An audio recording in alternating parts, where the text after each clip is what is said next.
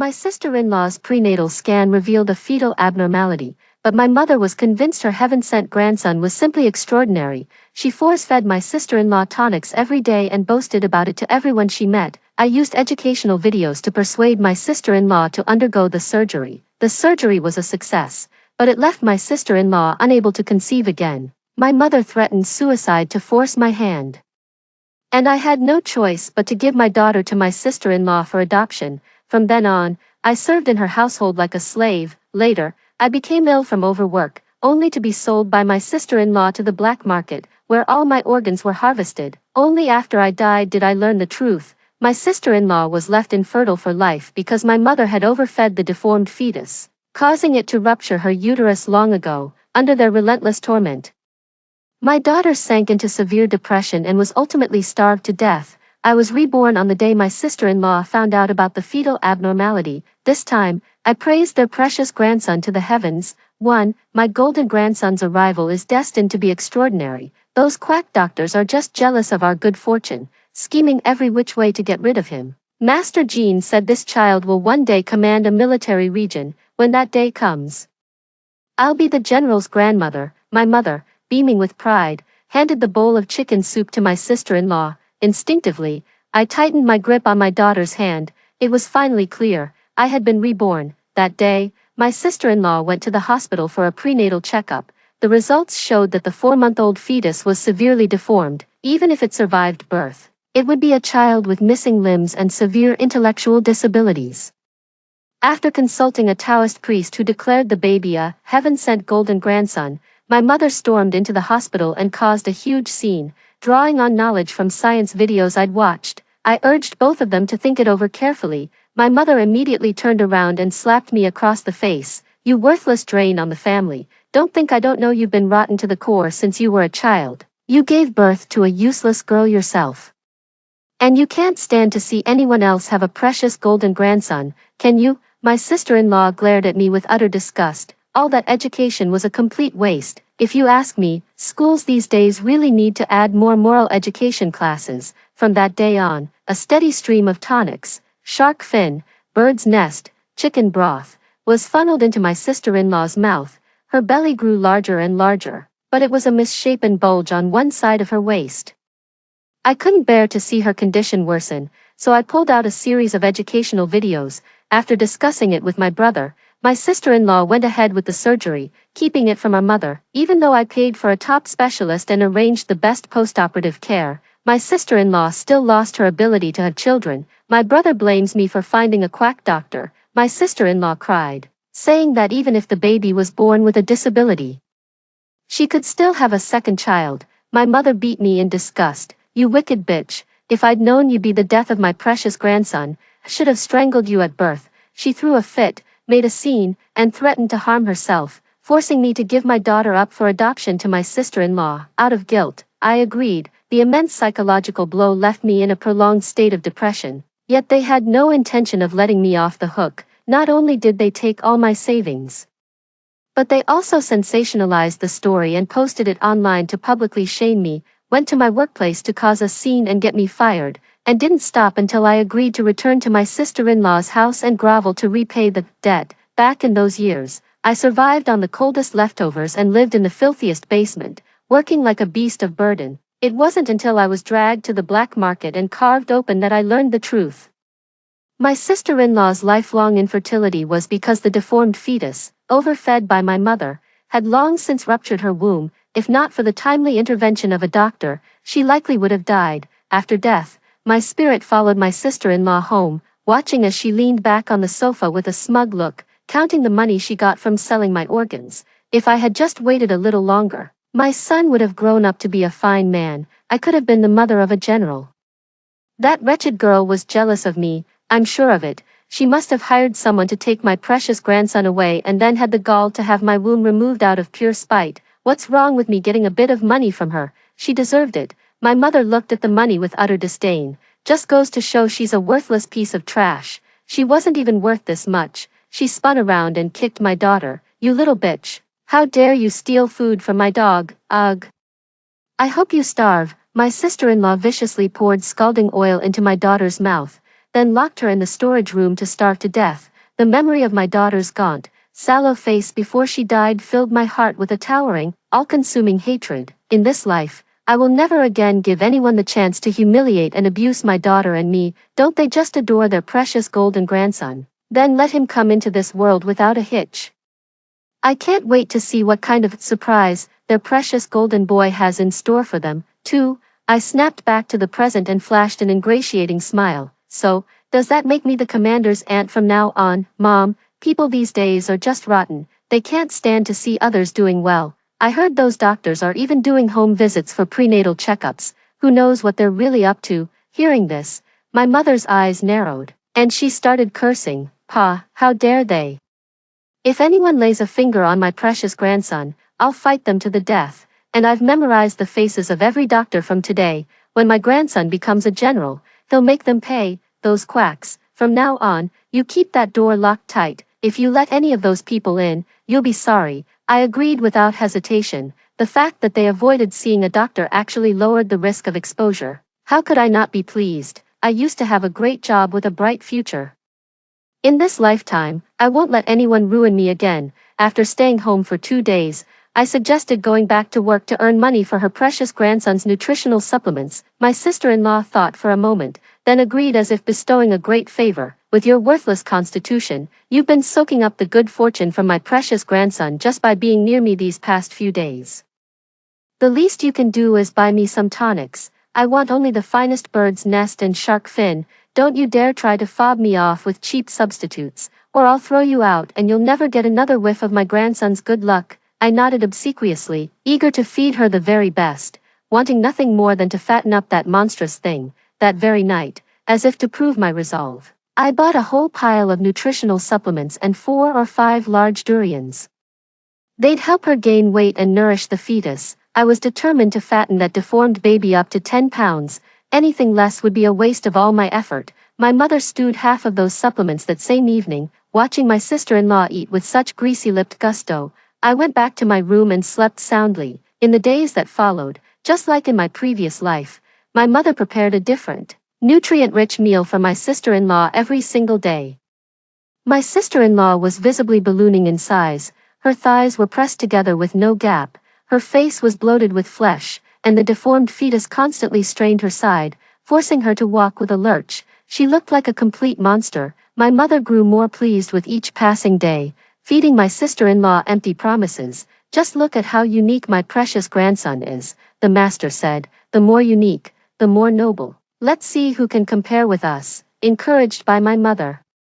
My sister-in-law ate more and more, eventually consuming enough for 7 or 8 people in a single meal. When she was 7 months along, she suddenly had difficulty breathing. My mother, in a panic, called the whole family back home. My brother was sweating profusely in his panic. Mom, Wanxia is suffering so much she's at death's door. Shouldn't we take her to the hospital? My mother was worried the hospital staff might be incompetent, but seeing my sister-in-law's labored breathing, she began to waver. Mom, are you trying to send our golden heir to his death? I demanded sharply. Our family line has been single for generations. He's our only hope to bring honor to our ancestors. If something goes wrong at the hospital, how could you ever face our forefathers? If my father knew about this from beyond the grave, he'd come back as a ghost to divorce you, dead or alive. My mother was most afraid of my father. Her face turned deathly pale. What do we do then? Could Wanxia be in danger? I spoke up. They say when you're far along in the pregnancy, it puts pressure on your organs. You've been feeding sister-in-law so much, she's stuffed and can't breathe properly. Try a fasting therapy. If an illness isn't cured, it's because you haven't starved it enough. In my past life, when my daughter got a fever from being scalded by sister-in-law, that's exactly what she said. In the end, she starved my daughter to death. That deformed fetus has been coddled long enough. It's time she paid some of that debt back. With an appetite that big, a little starvation should be a real treat for her. My mother was initially worried about starving her precious grandson, but after 2 days, when my sister-in-law could finally breathe easily, she was convinced. She started strictly controlling her diet. It went from a bowl per meal to 1 meal a day, sometimes just a single apple.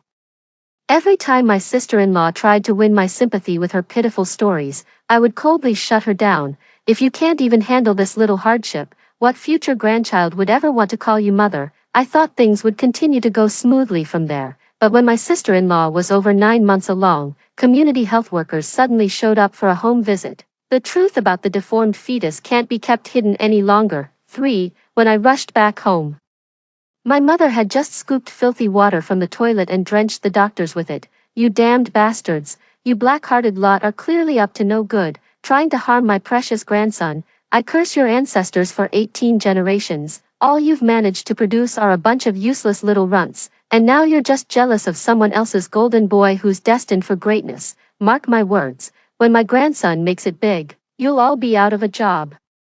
The doctors recoiled from the stench, discussing whether to report it to their superiors or even call the police. I quickly stepped in to intervene. My mother is quite old and has waited a long time for a grandson, so she's bound to be a bit over the top. I understand how important the prenatal checkups are. Don't worry, I'll talk to them once they actually get to the hospital, or if the police get involved. There are certain things I won't be able to do.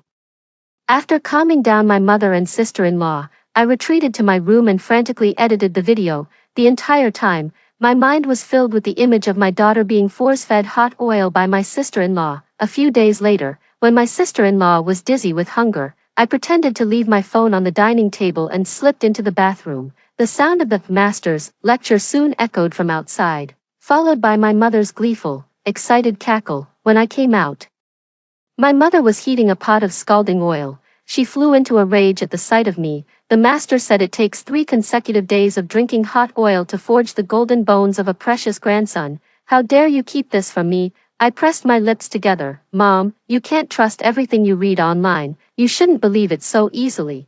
Pa, don't think I don't know what you're up to. You're just afraid that when your sister-in-law gives birth to a precious grandson, your own worthless girl will be completely overshadowed. Get out of my sight. If you ruin my grand plan, you'll be sorry.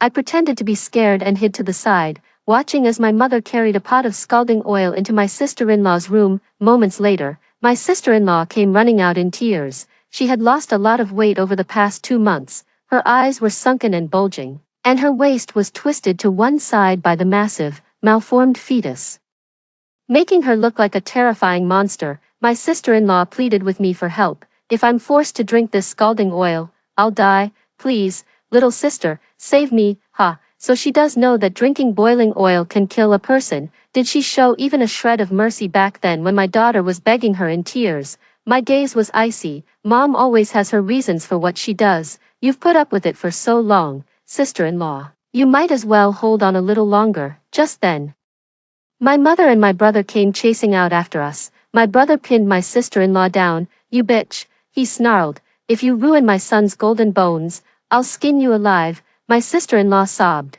her face streaked with tears and snot. Husband, please, I can't, I'll die. My mother rushed over and slapped her across the face. Then, she poured the scalding oil down her throat. You fool, she hissed. You almost ruined everything. The acrid smell of searing flesh instantly filled the room. My sister-in-law lay writhing on the ground, her scalded mouth capable only of emitting muffled, agonized whimpers. I stood there watching, my body trembling with a hatred born from the memory of my own daughter's suffering. All of this was nothing less than she deserved. For the next 2 days, as they forced the oil down her throat, I made excuses to leave, fearing I'd be caught in the backlash. My sister-in-law's mouth was a complete mess, festering and foul-smelling from the heat, filling the entire room with a putrid stench. The infection caused her to go into premature labor. My mother refused to let her go to the hospital, so she had to give birth at home, with my brother acting as the midwife. Her cries and wails were so loud that the hallway filled with neighbors. My mother thought they were all there to bask in the glory of her golden grandson, so she strutted out triumphantly to show off. Let me tell you, a grandson like mine is a once-in-a-millennium blessing. You're welcome to share in the good fortune, but you'd all better come back with congratulatory gifts and tonics. Otherwise, don't expect my precious grandson to bestow any blessings upon you. The neighbors stared at her as if she were a fool. Before their scornful words could even leave their mouths, a baby's cry rang out from inside the house. My mother, tears of excitement streaming down her face, rushed inside. My golden grandson, my precious golden grandson is here. For almost the moment she stepped inside, the baby's cries were drowned out by the whoops and hollers of my brother and his wife. The neighbors peered in curiously. My brother was holding a dark, formless lump. The thing had no hair, no eyes, just 2 holes for a nose. A gaping slit for a mouth, and it was born with teeth. It's a monster, Mom, a monster, my brother screamed. Mom went over to look and was instantly stunned. What is this thing? Where's my precious grandson? She pointed outside. Did you old hags use some witchcraft to make my grandson disappear? You damned bastards. Just because you can't have your own, you have to ruin someone else's family. Listen here. If you don't return my precious grandson, I'll sue you until you're penniless. The neighbors looked on with utter contempt. Are you delusional, precious grandson? You didn't even bother with a single prenatal checkup. If anyone was going to have a deformed baby, it was bound to be your family. Exactly. I kindly arranged for a doctor to do a home visit, and she had the nerve to throw sewage at them. Serves her right for ending up with a monster. Ugh. So that's how those heartless doctors found us. It was you old hag, wasn't it? Can't stand to see anyone else happy, can you? My mother let out a furious roar, lunged at the neighbor downstairs, and started a fight, all the while screaming at her to give her precious grandson back. My brother joined in and started throwing punches too. Someone called the police in the chaos, and the officers had my brother pinned to the ground the moment they arrived. My mother was so furious she rushed forward, pounding on them. You've got the wrong people, you've got the wrong people. It was them. They used witchcraft to swap my precious grandson. That's why we fought back. It was self-defense. Are you even real police officers? How dare you side with those villains to bully us, the victims? I'm going to file a complaint. I'm reporting you. The moment he heard the word witchcraft, the officer pressed for details. What witchcraft? My mother suddenly puffed up with self-righteousness. My daughter-in-law was carrying a golden grandson. A once-in-a-millennium treasure destined to be a general. I nurtured him for so long, and what came out was a monster. If it weren't for those jealous old hags casting spells, where did my golden grandson go? She even couldn't resist boasting about the process of force-feeding oil to her sister-in-law. The police officer listened with a deeply furrowed brow. Ma'am, you are now not only suspected of assaulting your neighbor but also of abusing your daughter-in-law. If she pursues legal action, you will be held legally responsible. How dare she? My son paid good money to marry her, so she belongs to our family now. We can treat her however we please. If she dares to utter a single word of protest, I'll have my son divorce her on the spot. Confronted with her utterly vile and rotten mindset, the officers chose not to engage further and simply escorted them to the police station. As for my sister-in-law and the deformed fetus, they were rushed to the hospital. Just like in her previous life, the deformed fetus ruptured her uterus, and the hospital had to perform a complete hysterectomy. I rushed back to the office and immediately launched a new project. I wrote a short script based on my mother and her crew, and even set up a temporary news team. Given the level of drama they're capable of, with the right handling, this could become a major news story. Sis-Min, we've finished gathering material from the hospital. My assistant, who knows about my relationship with them, hesitated. Are you sure you want to publish this? I said, it's either me exposing them, or them taking me down. So, should I do it or not? My assistant nodded. Do it. Just as I predicted, the news about the deformed fetus instantly shot to the top of the trending charts. My performance metrics for the next 6 months were practically guaranteed, just as my assistant and I were discussing the next move. The phone rang. It was a call from the police station. I answered, and my mother's frantic, fragmented shouting came through the line. The officer on the phone cleared his throat. Wang Min, you are suspected of inciting others to abuse your sister-in-law. Please come to the station as soon as possible to cooperate with the investigation. 5. I dropped everything and rushed over. My mother, as if spotting a perfect scapegoat, pointed at me and started talking. It's her. She was the one who insisted on showing me some master's video, claiming that drinking hot oil would forge my golden grandson's golden bones. Officer, arrest her and let me go. You worthless girl. Are you jealous of your sister-in-law? Is that why you used this method to get rid of my golden grandson? I couldn't be bothered to argue with her. I simply handed a video account over to the police officer. I make videos debunking feudal superstitions, the video my mom mentioned. I had just debunked it. She peeked at my video while I was in the bathroom and thought I was deliberately keeping it from her. Officer, I tried to reason with my mom, but when she gets like this, she's even burned me before. I held out my hand. The burn I got from cooking a couple of days ago was the perfect piece of evidence. My mom completely lost it. She rushed over and started clawing and hitting me. You wretched girl, you harmed my grandson and won't even admit it. My precious, golden grandson was taken from me because of your scalding carelessness. That was a once-in-a-millennium golden heir. Just because you gave birth to a worthless girl, you can't stand to see us happy. Can you, you vicious woman? I'm cutting ties with you. Fine. From now on, you go your way and I'll go mine. I am no longer your daughter. I seized the moment to roar, more than eager to sever our relationship. The moment the police officers pulled us apart, I flung my sister-in-law's old prenatal checkup reports in my mother's face in an act of pure spite. Just look for yourself. It's obvious my sister-in-law is carrying a deformed fetus. Mom spat out. Pa, don't think I'm just some old lady who doesn't know reports can be faked. I wondered why those doctors were saying such things. Turns out they're all in cahoots with you. You ungrateful wretch, after all we've done raising you, you turn around and betray your own family. Just wait until your older brother gets out, he'll finish you off. After several rounds of this back and forth, my mother's stance successfully cleared my name. The officer just took a brief statement from me and let me go.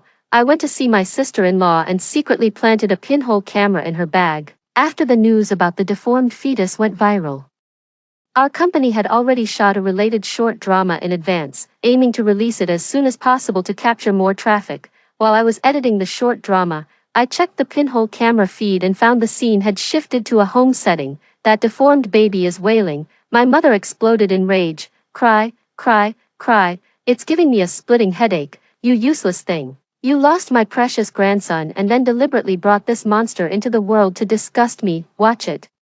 Or I'll have my son divorce you. My sister-in-law sobbed and turned to beg my brother. Dezhuang, you can't divorce me. The baby is crying because it's hungry. Why don't we buy some formula? Pa, my brother slapped her across the face. You gave birth to this piece of trash, and now you're a barren hen. How dare you ask me for milk powder? Find my son and bring him back. Do that, and you'll get your share of the powder, not just his. If you don't find him, you can just wait to die. Hearing this, my sister-in-law nodded frantically, as if possessed. I know it. It must be that bitch Shang Min. She was jealous of me, so she took my son. My precious grandson was so lively in my belly. There's no way he could have turned into this deformed thing. Let's find that bitch Shang Min and bring her back for questioning. We'll get to the truth for sure. Honey, get the rope, the club, and the shears ready. I have plenty of ways to make her talk. After saying that, my sister-in-law tossed the deformed fetus aside and went to rummage for her phone. I took a slow sip of my coffee and looked down to see my sister-in-law's call coming in. Zhang Min, I've talked to Mom. She says she'll forgive you, as long as you come back and take care of her for a few days. 6. Watching her vicious face on the video, I was reminded of how she dragged out and discarded my daughter's emaciated body. Hatred churned in my heart, yet my voice was filled with feigned delight. Sis, are you serious? Of course I am, she said.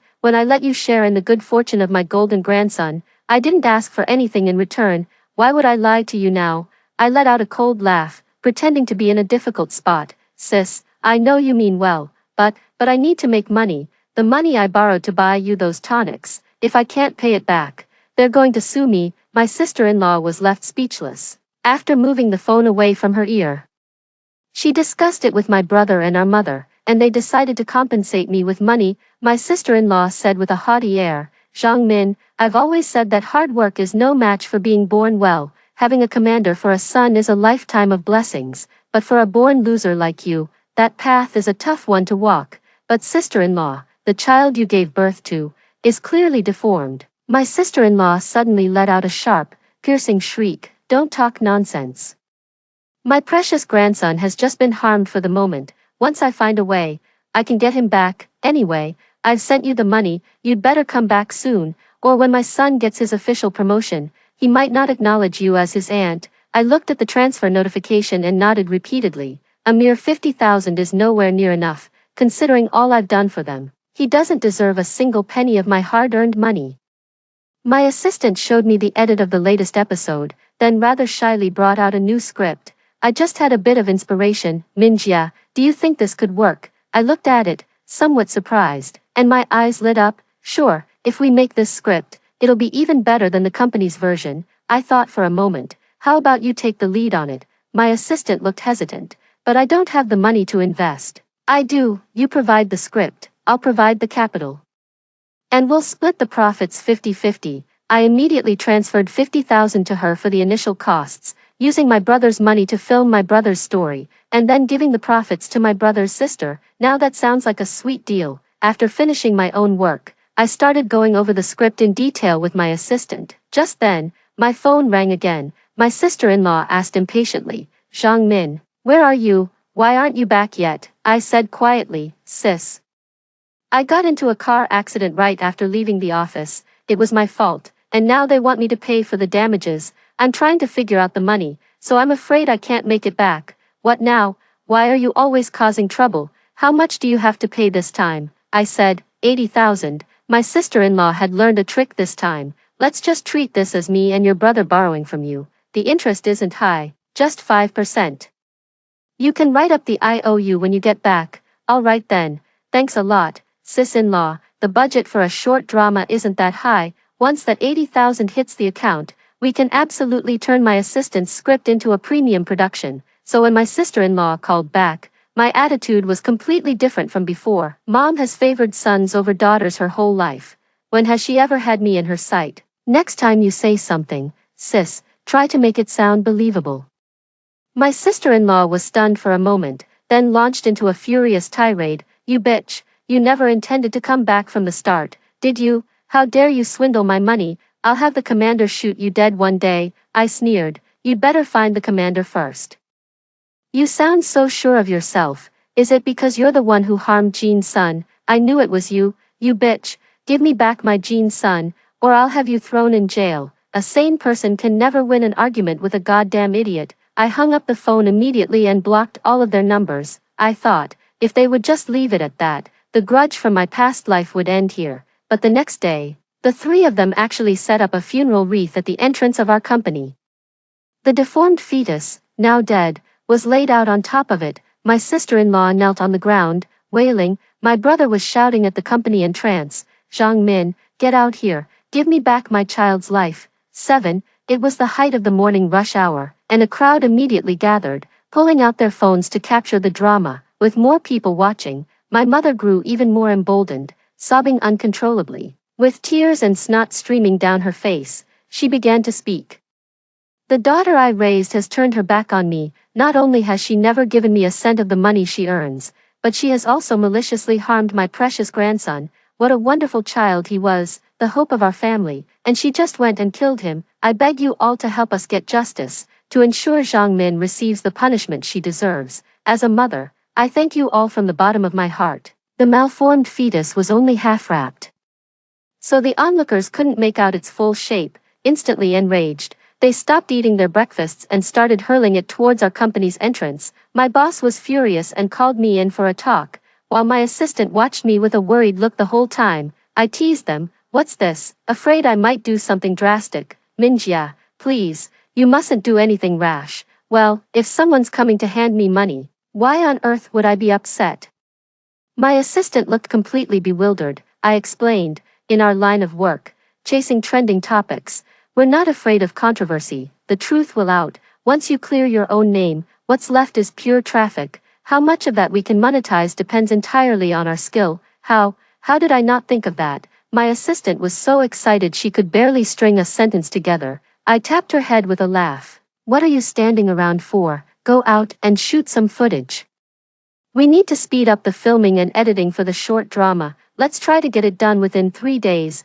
My assistant quickly nodded and got to work. My mom and the others made a fuss all morning, but, not seeing any sign of me, they eventually left. Perhaps on someone's shrewd advice, they created an account called The Victimized Family and cashed in on public sympathy, amassing a huge following. During this time, my personal information was doxed, and my company was dragged onto the trending list amidst a storm of criticism. I remained completely unfazed. I simply finished all my work with a calm focus before checking the home security footage. After failing to lure me back home yesterday, my brother immediately turned violent and beat my sister-in-law. "You idiot, you got scammed out of over 100 grand in just a few minutes. I'm starting to think you're in on it with that bitch. You bitch, I'm gonna fucking kill you." My sister-in-law sobbed as she backed away, shielding the deformed fetus in front of her. "It's grating, Ugly cries only fueled my brother's agitation. My brother actually grabbed the child and hurled it away, killing the deformed fetus on the spot. Then my mom came in and suggested pinning the whole thing on me, and after that, the story you just heard unfolded. I edited and saved the surveillance footage as evidence. After waiting 2 days to confirm the assistant's short film was finished shooting, I anonymously sent the evidence to the police station's email. That very night, while my brother and his crew were live streaming, the police showed up and took them away. The leak of words like intentional homicide immediately sparked speculation among netizens. I had my assistant release the materials, and my colleagues and classmates also started defending me online. Zhang Min often came to school with injuries, claiming she fell, but it was actually her mother who beat her. I was Zhang Min's neighbor. I often saw her mother giving her brother treats while only making her do chores. I used to work at the same company as Zhang Min. She earned a good salary, but she lived on nothing but plain steamed buns for every meal. Turns out, her mother was taking all her money. Someone even posted videos of my mother and my sister-in-law throwing their usual tantrums, alongside the video of the deformed baby scandal. When you put the two side by side, the truth speaks for itself. Public opinion about me did a complete 180, and it ended up giving the company a huge publicity boost. My boss was thrilled and promoted me 2 levels on the spot. My short drama rocketed to the top of the charts on every major platform the very night it premiered, raking in a fortune. On the night of the victory celebration, my mother suddenly showed up at my door. 8. She pulled me into a corner, took out a handkerchief, and dabbed at her dry eyes. My dear daughter, he's my only son, your only brother. How can you bear to see him go to prison? He's never known hardship since he was a child. How could he possibly sleep on those cold prison bunks and eat that coarse food? I let out a cold laugh. When you pinned this whole mess on me, did you ever stop to think that I might go to prison too? That I'd be the one sleeping on a cold bunk and eating coarse food? A girl like you was born to endure hardship. Even if you did go to prison, you could still make a life afterwards. But your brother is different. He's a man. If he goes to prison, what will people think of him? Her ridiculous logic was so infuriating it was almost laughable. So, what are you really here for? My mother declared without a hint of shame. You should go to prison in your brother's place. As for your assets, hand them over to me first. Once your brother's business takes off, we'll be sure to give you a cut later. Did you even think before you spoke?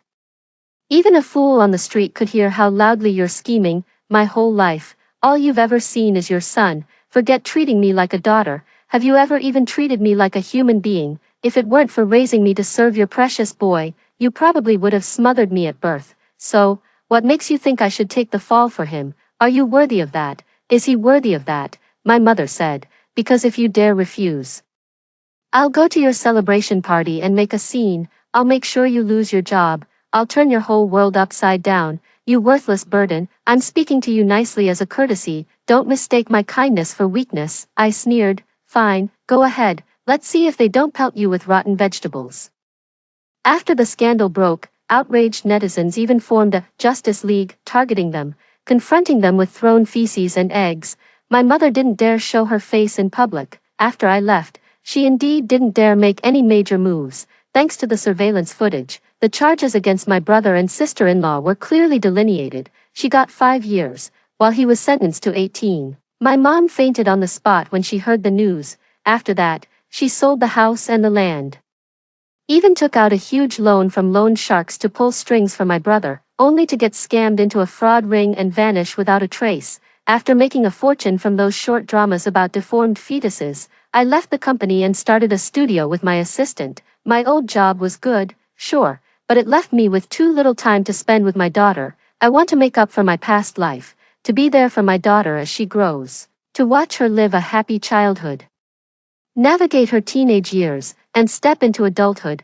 5 years passed in the blink of an eye, and my daughter has grown into a graceful young woman with sound values. After she got good grades at the end of the semester, I took her on a trip to Yunnan. My daughter really liked jade bracelets. Not trusting the prices in tourist areas, I asked a friend to take us directly to the jade market. The place was chaotic, crawling with organized beggars everywhere.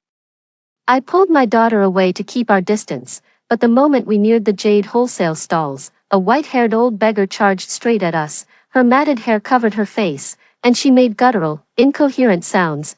Clearly, her tongue was gone. while frantically gesturing with a severed hand. I could clearly see a sharp knife concealed in the stump of her severed limb. My friend noticed it too and immediately had his subordinate drive the old beggar out. My daughter hid behind me. Mom, that beggar is so scary. I shook my head. It's not the beggar who's scary, it's that some people, no matter what they do, can't change their malicious hearts. Just like my mother, even reduced to such a pitiful state, she still has the mind to try and harm us. That shows you how truly vicious she is. I gathered my thoughts, bought my daughter a bracelet, and quickly left the area. The next morning, as soon as I got up, a friend called to tell me that the beggar from yesterday had died.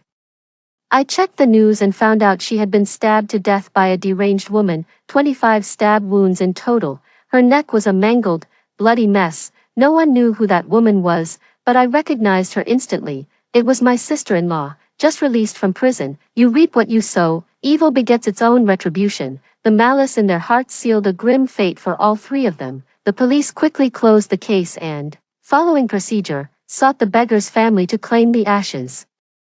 I turned off my phone the instant I saw the announcement. She doesn't deserve it, and I won't be going either. Gazing at the sunset on the horizon, I felt an inexplicable sense of peace. My assistant's call came through just as the view was at its most beautiful. Congratulations, Min, your 300th short drama has hit #1. You're about to make a killing again. That's wonderful. Congratulations to you too. Behind me, my daughter's clear singing voice. Before me, a breathtaking view.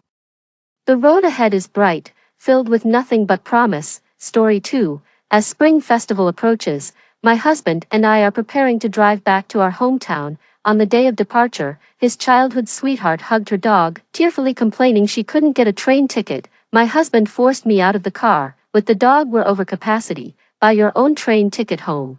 But he should have known. Train tickets were sold out long ago. My mother-in-law also grew impatient.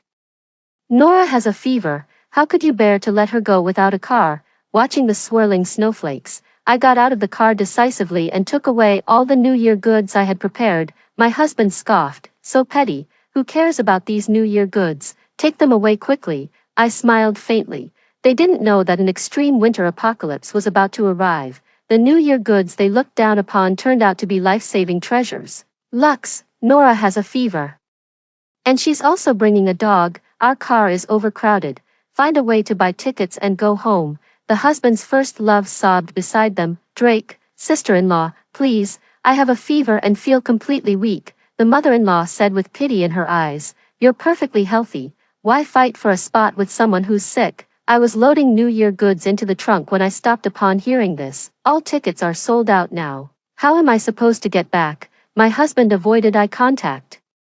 The parents are elderly. Nora has a fever. I need to drive. You'll have to make do, I sneered. Sure enough, their excuses were identical to those in my past life. I was reborn. When I opened my eyes again, it was the day of returning home for the spring festival. In my past life, my husband pitted his feverish white moonlight and insisted on bringing her back to our hometown. I disagreed and stood my ground, securing my rightful place. On the way home, we encountered heavy snow, and the temperature soon plummeted to -34 degrees. Many returning vehicles were stranded on the highway, unable to move forward. Fortunately, I had bought plenty of New Year goods, including 2 new quilts. With these supplies, our family survived for 5 days. Later, my husband received a phone call and shouted at me, "It's all because of your cold-blooded and unreasonable attitude that Nora froze to death. If she had gotten in my car, she wouldn't have died." My husband harbored extreme resentment towards me, and with food becoming increasingly scarce, he and my in-laws decided to secretly kill me. In my final moments, I begged and pleaded with him, hoping he would spare my life. My husband stepped on my face, his expression twisted with rage. With you dead, there's one less mouth to feed, and we can last a few more days. You killed Nora, now you'll pay with your life. Answer me. Do you agree or not? My husband's words snapped me back to reality. I raised my head, watching the fluttering snowflakes, and an idea came to me. I agree to give up the spot, but since I bought the New Year goods, I'll keep them. Hearing my words, Nora laughed. Sis-in-Law, you're so stingy. It's just some New Year goods. The mother-in-law also chimed in. Keep it if you want. Who cares? When we get back home, I'll buy new ones, more expensive than yours. I sneered inwardly. The New Year goods and supplies they now looked down upon would become life-saving treasures in the snowstorm apocalypse. Before leaving, Nora whispered in my ear, "Sis-in-Law, Drake still cares more about me. You're jealous, aren't you?" Jealous, watching them drive off cheerfully toward their doom. What exactly do I have to be jealous about? After my husband's family drove away, I gazed at the increasingly heavy snow and fell into deep thought. Time was running out for me. 2 days, at most 2 days, before many cities would be engulfed in snow disasters. I chose to stay locally, abandoning the idea of returning to my hometown. I quickly called my parents and sent them a checklist of supplies needed for extreme cold weather, faced with items like a hand-crank generator and solar panels. My father was puzzled but agreed to prepare as I requested, which made me breathe a sigh of relief. The only car at home was taken by Drake, so I had no choice but to take a taxi. I need to stock up on a lot of supplies. I died too early and don't know how long the apocalypse will last, so I can only choose to hoard more. This house is no longer safe to live in. I'm worried Drake's family didn't die on the highway and might come back. To be safe, I need to find a new place to stay, soon. I picked a location, my best friend's grandmother's countryside villa. The villa isn't too far from me, just a half-hour drive. My best friend's family had long since relocated to Hainan, leaving this villa abandoned for quite some time. I sought my best friend's permission and urged her to stock up on supplies as well. In the previous life, even places like Hainan experienced severe extreme cold weather. First, I went to the bank and withdrew the fixed deposit I had saved, totaling 200,000. Additionally, I borrowed from every possible lending platform within the repayment capacity of my house sale. With money in hand, I felt much more secure. I took a taxi to the largest local supermarket and purchased a lot of food. The apocalypse is coming. Staying at home is boring, and I urgently need the comfort of good food. Stocking up on provisions is a must. For food, I chose long-lasting staples like rice and flour, stocking 300 bags of each. Compressed biscuits can increase satiety, so I bought 10 boxes. Canned foods can be stored for a long time, and their processing methods maximize nutrient preservation. I bought 50 boxes of fruit, meat, and seafood cans. Instant noodles are essential, along with self-heating hot pots and such. I picked out flavors I could tolerate and bought 100 cases. Daily necessities can't be overlooked either. Must-have items like toilet paper and sanitary pads need to be stockpiled in bulk. I bought a 2-year supply.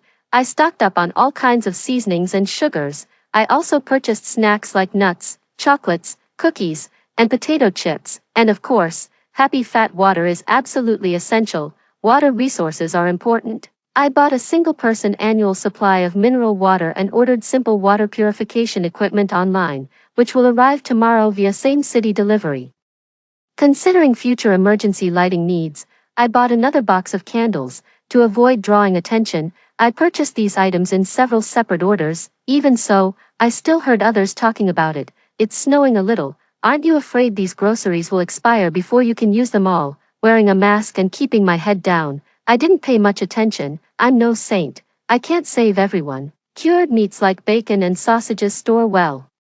I bought 100 pounds at the nearby market. Cold weather gear was the priority. I visited several stores to get hand-crank generators, solar panels, and solar power banks. Electricity can also be stockpiled. I bought 20 storage batteries along with solar panels, solving the most basic power supply issues for the future. I purchased several items like cold-proof tents, extreme cold down jackets, thermal clothing, self-heating blankets, insulated sleeping bags, and warm masks for clothing.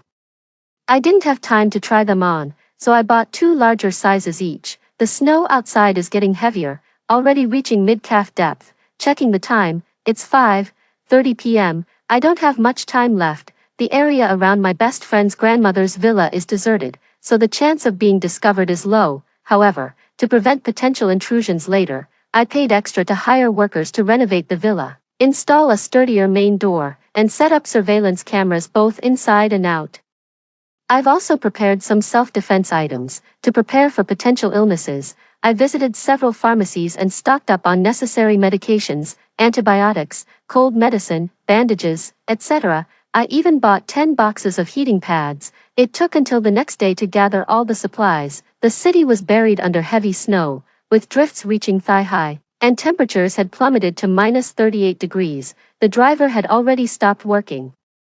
And I prepared the last batch of supplies before moving into the suburban villa. The city was still functioning normally. I turned on the warm air conditioning, creating a cozy atmosphere that sharply contrasted with the cold outside. While eating steak and watching a variety show, I received a video call from Drake. "Honey, please save me quickly, I'm about to die." I didn't respond to him. Drake turned on the camera. "I'm not lying to you. Are you on the road? It's so cold, I can't stand it. And the highway is completely jammed, cars everywhere." I wrapped myself tighter in the blanket, feeling warm. "What do you want me to do?" "I'll send you the location, come bring us some supplies, please," the mother-in-law was shouting from behind. "It's all your fault," insisting on moving the New Year goods. "Otherwise we'd have food and blankets." I snorted coldly. For the gifts to bring back to my hometown, I had prepared a trunk full of New Year goods, almost overflowing. My father-in-law also sighed. If the baijiu were still in the car, a couple of sips could warm our stomachs. Facing the accusations from my in-laws, I retorted, "How am I supposed to deliver them? It's -40 degrees now. Going over there would be suicide."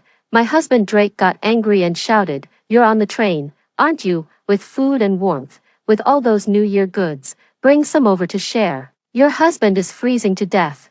Are you just going to stand by and watch?" My husband's first love Nora started crying again. Sis-in-Law must still blame me for taking her seat. "I had a fever, I didn't mean to."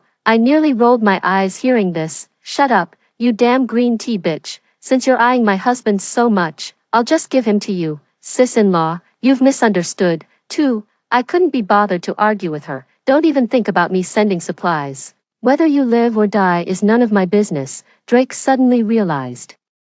"There's no sound on your end. Why aren't you turning on the camera? You're not on the train, are you? Don't tell me, you're at home." Drake gritted his teeth. "Great, we're starving on the highway while you're living it up at home. I have you to thank for this, my dear husband. Thank you for abandoning me, otherwise I'd be the one freezing to death stuck on the highway." I watched as Nora's expression in the video gradually filled with regret. Yeah, back then she was the one begging insistently to get in the car and go back to our hometown together. I hung up the video call without hesitation. The TV news was broadcasting disaster reports from various regions. The snowstorm coinciding with Spring Festival left many returning travelers stranded on the roads, with a large number of passengers stuck at train stations. And today is Chinese New Year's Eve. On New Year's Eve in my past life, I was stuck on the highway with Drake's family, enduring the cold, only managing to eat instant noodle soup. My mother-in-law said I was the most useless in the family, only deserving some soup, while my husband wolfed down the instant noodles without a thought of sharing with me. But in this life, I've broken free from hardship, living in a warm room with a table set with 4 dishes and a soup. Happy New Year, I said to myself. I know that although order is currently normal, everything will soon spiral out of control as temperatures plummet. Snow disasters can be deadly. As the countdown to midnight sounded, the temperature dropped to -41 degrees. Opening the video app, I saw Drake live streaming. In his live stream, he accused me of standing by and watching his family freeze to death without lifting a finger. Many comments are accusing me. A wife like this deserves divorce as soon as we get home. Even if my husband and in-laws freeze to death, I'd crawl to deliver supplies. This wicked woman will get her karma. Such words cannot harm me in the slightest. Drake's lips turned purple from the cold as he tightly wrapped himself in a down jacket. In the video, a dark shadow flashed by. Then came the mother-in-law's shout, "Damn it, someone's stealing, help, catch the thief." Drake got out of the car to chase after them, but in the darkness, there was no trace left. He returned dejectedly, only to hear his mother-in-law exclaim loudly, "Half a box of instant noodles is all that's left, and they've been stolen." Even our only blanket was taken, with supplies already scarce. Drake was devastated. He turned his head and scolded the white moonlight. "Weren't you in charge of guarding the supplies? How could they be lost?" The white moonlight held the dog, her face pale. I don't know. He just came up and snatched them. Useless. I shouldn't have brought you along in the first place." Drake remained silent for a long time before speaking to the live stream. "Hey folks, my wife likes to hoard stuff. We've got plenty of supplies at home. I'll give you the address. You can come pick them up and just bring me a little in return, okay?" Shortly after, I received a message from Drake. "Don't blame me for being ruthless. You're the one who wouldn't save me. Soon enough, someone will come to take your supplies, regretting it now. I didn't reply and simply blocked him. On camera, Drake said confidently, "Honey, you brought this on yourself." In the home surveillance footage, someone pried open the door lock, entered like robbers, and swept away all the belongings. Several more groups of people came in waves afterward. I felt terrified afterward, grateful that I wasn't at home and had found another place to stay. Otherwise, no matter how many supplies I had stockpiled, they would have been looted. On the third day of the Lunar New Year, the entire city's water supply was cut off, plunging the whole place into panic. Online, news spread about the extreme cold and snow disaster. Some had already died due to insufficient supplies. On the fourth day of the Lunar New Year, the city lost power, paralyzing the internet. Fortunately, I had bought a radio in advance and could still catch some news updates. The impact of the power outage was too severe, without heating equipment. The indoors felt like an ice cellar. My solar panels, battery storage, and other equipment came into play.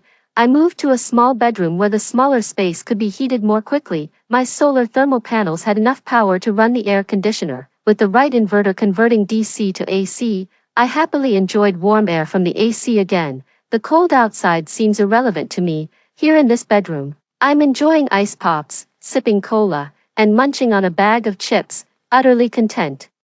Sudden cold weather makes one prone to illness. To boost immunity, I've supplemented with vitamin C and D. Before the snow disaster, I stockpiled some dehydrated vegetables. The fresh vegetables only lasted a week's worth and will soon be gone. However, I've prepared vegetable seeds. It's a pity there's no suitable condition for planting now. We'll have to wait and decide later based on circumstances. The 6th day of the Lunar New Year is my birthday.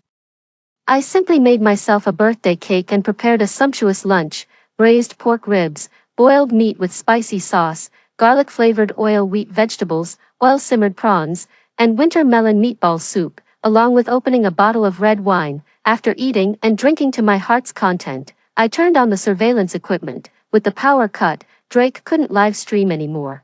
To keep tabs on his movements, I had to rely on the listening device. Before New Year's Day, I suspected Drake might be cheating, so I installed a listening device in the car. Later, when nothing unusual was found, I set it aside, never expecting it would come in handy now. I heard a burst of arguing. I was somewhat astonished that they could persist for 7 days under such extreme conditions of food and clothing scarcity. Drake said weakly, "I have a fever, I'm dying. What should we do without medicine?" The mother-in-law comforted, "Our son will definitely be fine. Your father has already gone to find medicine for you and will be back soon." After what felt like an eternity, the father-in-law returned. "Old man, why are you covered in ice and blood?" "You're covered in blood. I managed to grab 2 fever-reducing pills for our son. Take them quickly, Dad. Wake up, please." "Old man, you can't die. What will I do if you're gone?" The father was stabbed in the abdomen while trying to seize fever-reducing medicine for his son, combined with extreme cold and hypothermia. He passed away. After taking the medicine, Drake's fever subsided quickly. The supplies in the car were all looted later, but there's almost nothing left. 3. The situation on the highway is getting increasingly tense, descending into complete chaos with people scrambling for supplies, fighting each other, and wailing everywhere. Faced with his father-in-law's departure, Drake didn't care. "One less person means we can last 2 more days." His mother-in-law slapped him. "Are you even human? That was your own father." Drake pushed his mother-in-law to the ground. "Why didn't you stop Lux from taking the New Year's groceries? If they'd stayed, we wouldn't have had to go out and steal. It's all your fault." Drake shouted, "It's so cold, we'll run out of food soon, we're all going to die." The mother-in-law couldn't believe her son would shift the blame onto her, crying out, "You're so heartless." Nora suddenly spoke up, "Drake, I have a way to solve the food shortage problem we're facing now." Drake eagerly asked, "What is it?" "I'm about to faint from hunger." Nora leaned close to Drake's ear and whispered, "Trick your mom into leaving. With 1 less person, we can naturally hold out a few more days. But she's my own mother. The child in my belly is your own son. Could you bear to starve us both to death?" After a moment of hesitation, Drake agreed. After a while, he clutched his neck uncomfortably. "Mom, I can't breathe. I think I'm having an allergic reaction." Drake is allergic to peanuts. Over the years, he's been very careful with his food and has hardly had any allergic reactions. Sure enough, His mother-in-law was very worried. Son, don't scare me. Was there peanut in the cookies you ate at lunch? Wait here, I'll get your medicine. Maybe there's some in another car. With that, the mother-in-law stumbled out of the car. Nora quickly closed the car door. Don't blame me, Drake. I'm doing this for our son. A long time passed. So long that I thought my mother-in-law had died outside. When knocking sounds came from the car door. Son, open the door. It's so cold outside. Hurry and open the car door. The mother-in-law pleaded desperately. Son, say something quickly. Don't abandon me like this. Then came Drake's gloomy voice. Mom, I have no choice but to leave you behind. I can't help it. Nora is carrying my child, and I can't abandon her. The food we've scavenged isn't enough anymore. Dad is already dead. Mom, without you, we might last a few more days. The mother-in-law's voice grew weaker. Ungrateful son, you heartless wolf. How could you deceive me? The mother-in-law desperately pounded on the car door, wailing in utter despair. Nora shouted, Auntie, you can't let your grandson starve to death, can you? This car door must not be opened. Later, the mother-in-law's voice grew fainter and fainter. Unbeknownst to Drake in the car, the mother-in-law was clutching a box of allergy medicine in her hand. She had endured knife-like cold to beg for it from other cars. Exhausted, she knelt and crawled back step by step, leaving a trail of blood behind her, still murmuring, with this medicine, my son will be saved. As the mother-in-law crawled outside the car, what greeted her was her own son's calculation and cold-bloodedness. The howling wind drowned out the old woman's words. Son, I've brought your medicine back. Clutching the medicine tightly, the old woman froze into an ice sculpture amidst the swirling snow. In the end, everything fell into complete silence. With no one paying her any attention, Nora opened the car door and quickly closed it again. Your mom froze to death. Drake buried his head and whimpered, Mom, don't blame me. I really had no choice. I have to survive. Nora is still carrying your grandson in her belly, Nora said smugly. Isn't that right? The ultrasound says I'm having a boy who can carry on your family line. Go hurry up and divorce your wife. Drake agreed. With so many people rushing to steal her supplies, she must be long dead by now. The house and savings will all be ours. Listening to these two people scheming, my heart sank little by little. No wonder my mother-in-law and Drake cared so much about Nora, even leaving me behind to take Nora back to their hometown. They were worried something might happen to the precious grandson in her womb. Indeed, a woman's intuition is accurate. Drake really did cheat, but he was so secretive about it that I hadn't uncovered it before. These two despicable people even got pregnant. They thought I was dead so they could rightfully seize my property. What a well-calculated plan. Thinking back to when I married down to Drake, there was no bride price, no property, and even the down payment for this place we live in now came from my own pocket. I must have been out of my mind to fall for such a psychopathic social climber. I opened the cabinet and angrily devoured a bag of chocolates. Drake will get his karma. He'll freeze to death outside sooner or later. I occasionally listened to the surveillance device for a while each day to keep tabs on Drake's movements. Relying on his superior physical condition, Drake robbed supplies from other vehicles several more times. With the stolen food and blankets, Drake and Nora managed to hold on for several more days. As the robberies continued, the food and other vehicles became increasingly scarce. Many vehicles already had people inside who had frozen or starved to death. Just as Drake was sinking into despair, the sound of a helicopter came from above. The government had sent rescue teams. The loudspeaker broadcasted the rescue rules: priority for the elderly, children, sick, disabled, and pregnant. Others wait where you are. We won't abandon anyone. But everyone knew whether they'd survive until the next rescue was an unknown. There weren't many survivors left, and everyone was scrambling to board the aircraft. Nora looked at Drake. Drake, I'm pregnant. I can get on the helicopter. What about you? Indeed, Drake was a healthy man. This helicopter wasn't meant for him.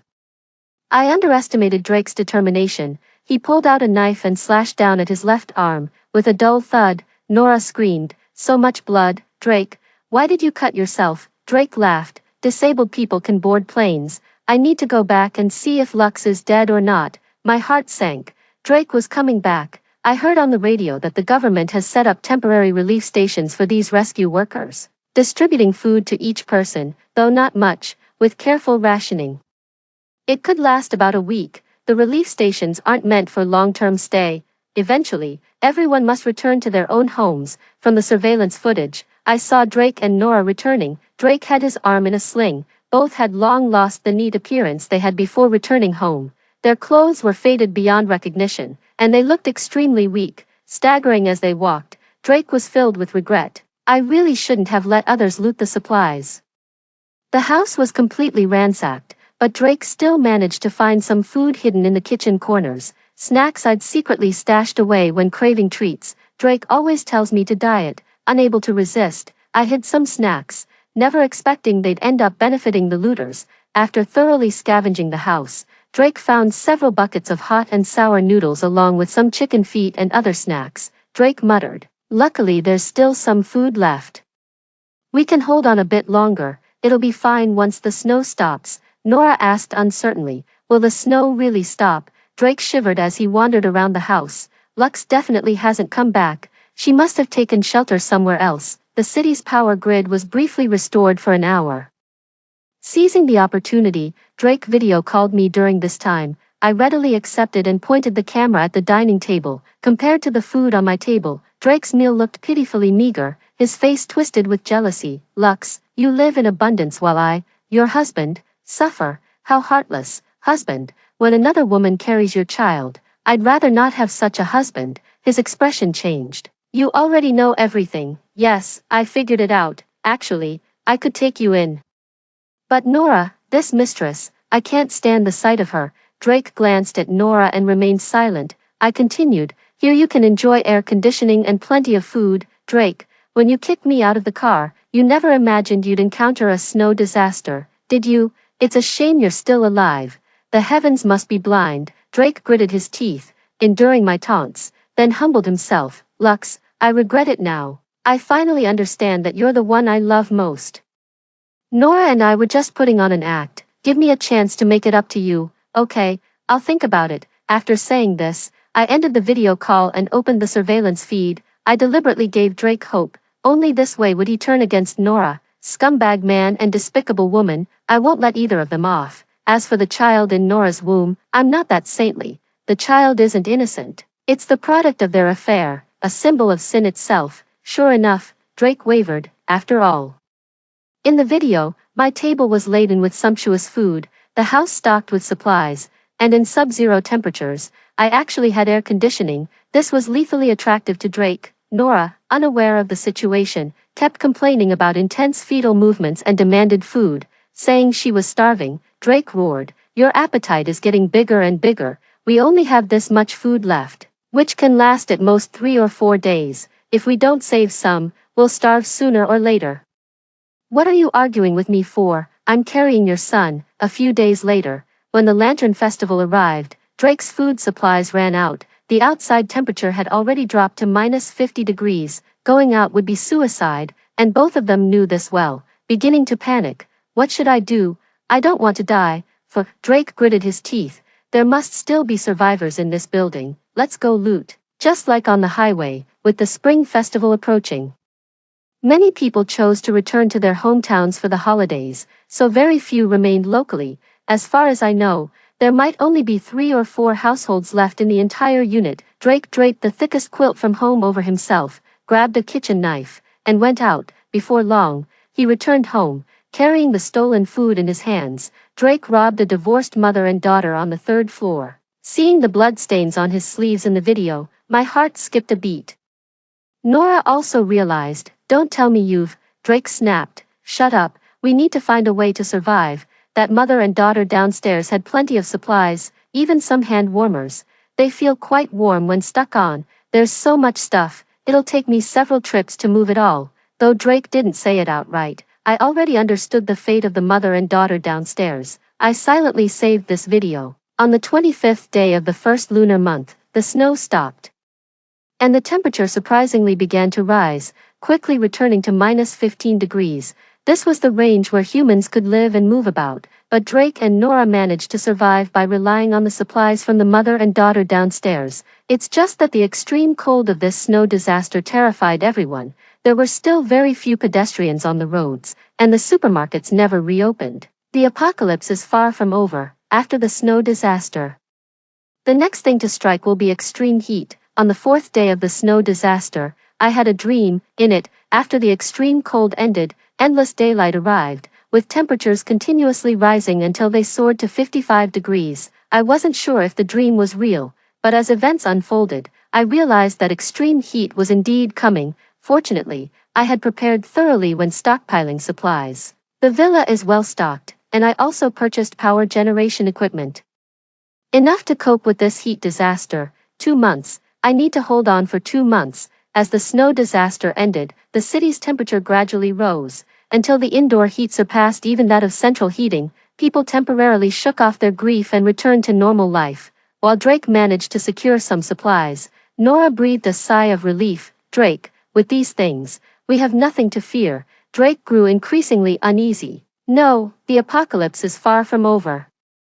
The winter temperatures being this high, it's not right. As the temperature kept rising, he finally packed all the food in the house and sneaked away at midnight. Watching Drake's figure in the video, I clapped my hands. He's finally here. On Valentine's Day, February 14th, Drake appeared outside the villa. The temperature suddenly rose at night, reaching 49 degrees. The sun remained high in the sky even at dawn, and the entire city lost its night. Drake dragged along blankets and food.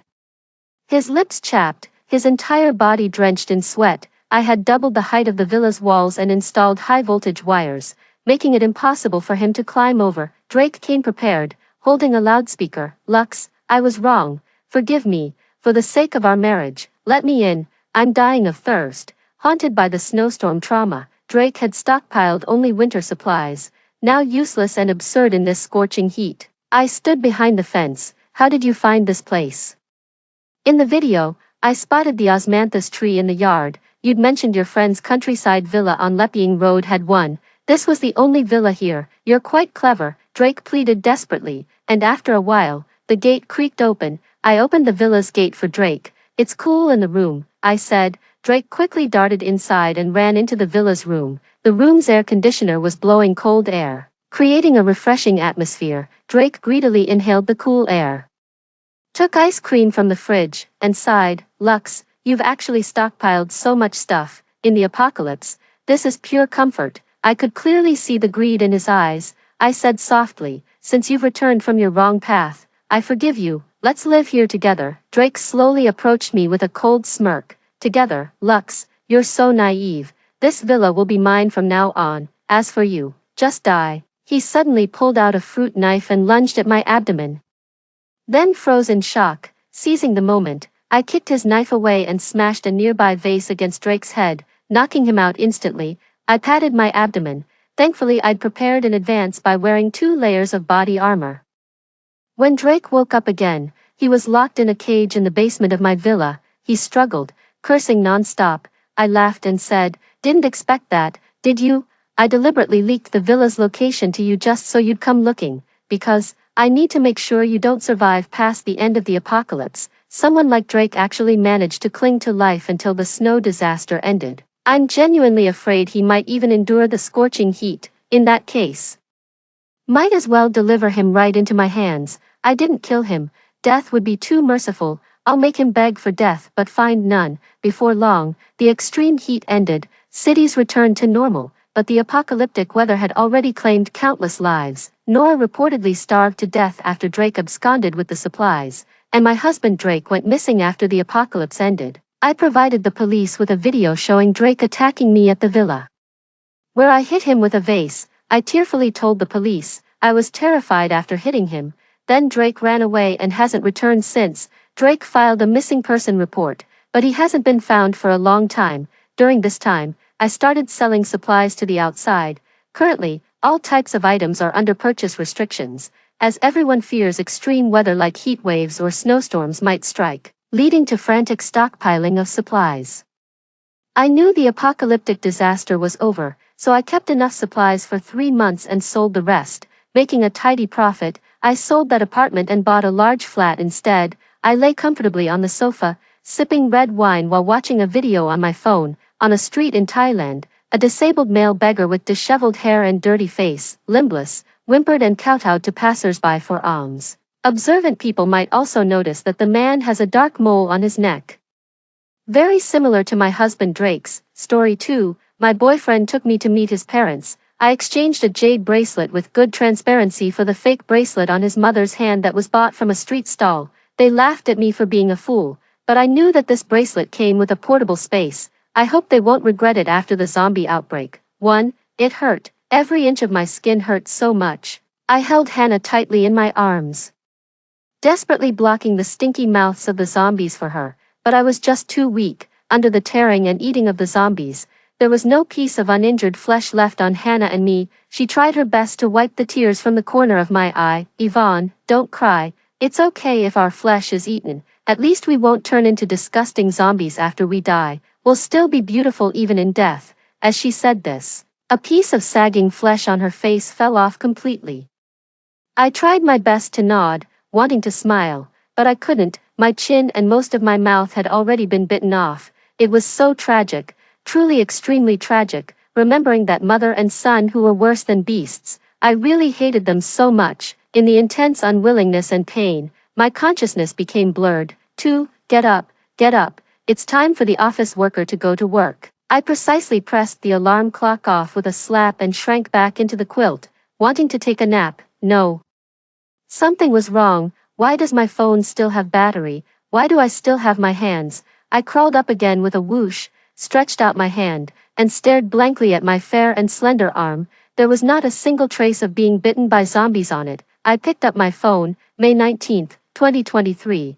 There are still 3 years and 2 months until the zombie outbreak. I grabbed my hair irritably and ruffled it, and my mood calmed down a bit. Was it a dream?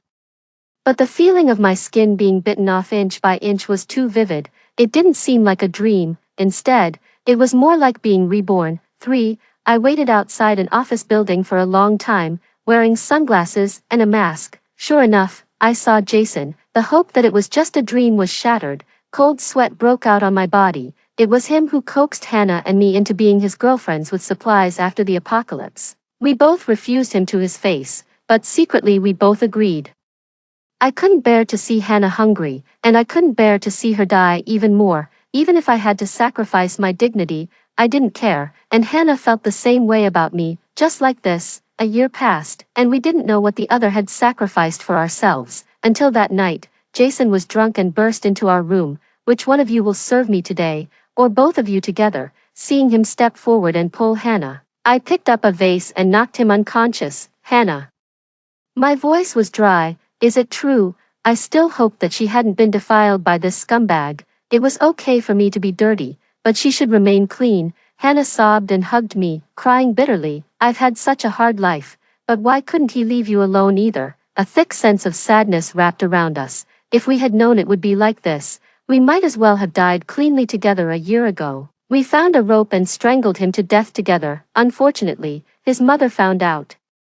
She used supplies to threaten everyone and threw Hannah and me into the group of zombies. The memories of my past life brought back my deepest and strongest hatred. I clenched my fists tightly, and my nails pierced through my skin. It was not until my palm was bloody and blurred that I managed to control the urge to tear him apart. For, when I got home, I developed a fever. In a daze, someone fed me medicine, put on a fever-reducing patch, and wiped my hands and face.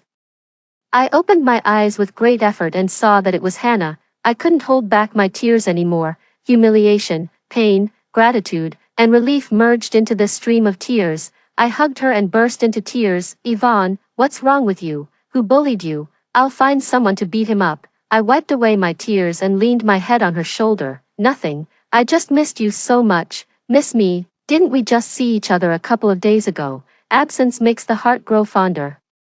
Now it's been 2 times as long as that, which is like 6 years. Hannah was amused by me and patted my back. Ha ha ha, you're quite sweet-tongued. Okay, stop crying, get up and try the takeout that I personally ordered. 5. After eating the takeout, I looked at Hannah. After hesitating for a long time, I still didn't tell her about being reborn. This was too incredible. I guessed that with Hannah's personality, if I told her, she would just spend a fortune to book a VVVIP suite in a mental hospital for me.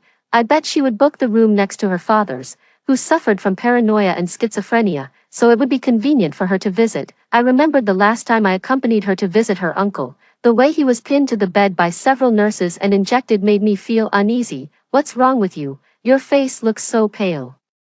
Of course, I couldn't say that I was afraid of her, so I quickly changed the subject. Hannah, let me take a look at the renovation plans for your new villa. Why should I show it to you? You don't want to live with me anyway. Humph, leaving me all alone. I took a beef ball from her box. I've changed my mind. We'll live together, but the renovation has to be done according to my ideas. Okay, I'll listen to you. A quarter of an hour later, the personal assistant brought the plans. Hannah watched me draw and mark on the plans. I divided the flower bed into areas for fruit trees, vegetables, and herbs and fruits. I also changed the swimming pool into a small fish pond. Finally, she couldn't stand it anymore. Is this a renovation? It looks more like you're turning it into a farmhouse. I remembered that in my past life. She regretted countless times that with such a large garden at home, what was the point of planting flowers? It should have been a one-stop place for planting and breeding. You'll understand later. Understand what? How can we live with the smell of fish all over the yard? I compromised. After all, I didn't like eating fish either.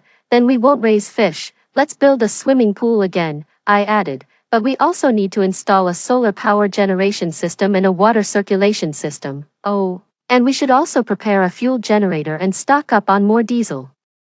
We should also upgrade the security, double the number of surveillance cameras, replace all the glass with bulletproof glass. This fence isn't good enough either.